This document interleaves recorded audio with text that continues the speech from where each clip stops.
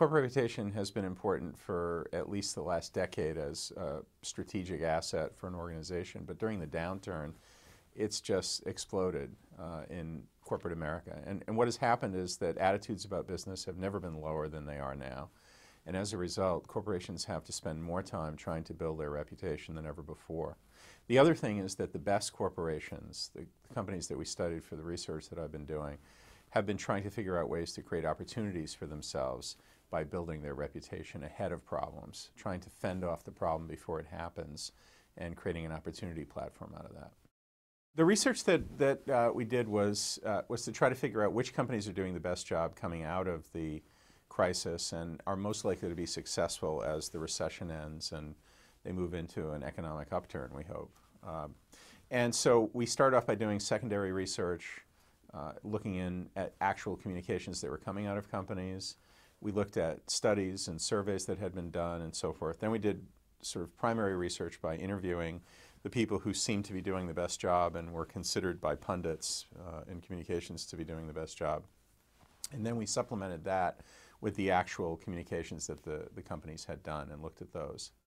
We found out that a handful of companies really are setting themselves apart from the rest. And the companies that we focused on probably the most successfully, I think, were JP Morgan in the financial services sector, Ford in automobiles, and then a handful of companies that were good along the way, like IBM, which is fantastic in terms of the sort of stuff that they're doing. The key things that we looked at in terms of themes were a refocus on value and values. So value meaning, you're getting something for your money. So Hyundai, for instance, was an organization that really took advantage of the downturn in that regard.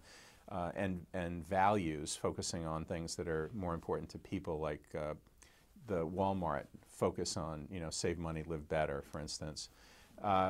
We also saw companies focus on social media. Obviously, every single company we talked to said that social media was a way out of this crisis for them, that it allowed them to listen to conversations in the community, and that was certainly important to them.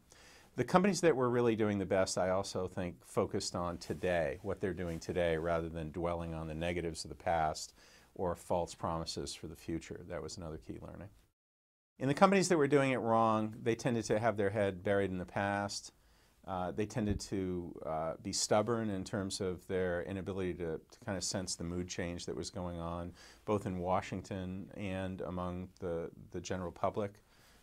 Tended to fall back on sort of truisms in their industry that no longer apply in the way that people view companies today. And I think a lot of senior executives are in denial about what's going on. You can see that in their communication strategy. Authentic communication is something that came out of a study that we did for the Page Society. And really, the whole idea is that the voice of the organization is really something that is true. It's not something that is spin or something that is focused on public relations, but you're getting an authentic, transparent read from the organization that it kind of passes the laugh test, that you'd say, okay, that's really coming from them. They're not making it up. And I think that notion of authenticity, that the organization is true to its values, that it lives up to what it says it's going to do, is what people are looking for. And as an example of an organization that we studied that wasn't doing that, American Express has this ad campaign for entrepreneurs that we thought was fabulous. And it focuses on voting on the best entrepreneurs, and it was on the playoffs in the baseball season. But we found out that American Express at the same time has been cutting its services to small business. So that is not authentic. Like, you can't on the one hand be saying we're doing something really good, and on the other hand be doing something that kind of takes away from that. The audience has more access to information. Again, because of social media, everything that you say is broadcast. I mean, this videotape will be seen by people who normally wouldn't have had access to it. The same thing is true for everything that everybody says all the time. So the ability for one constituency to weigh in on something in a very public way is high. That's why authenticity is so important.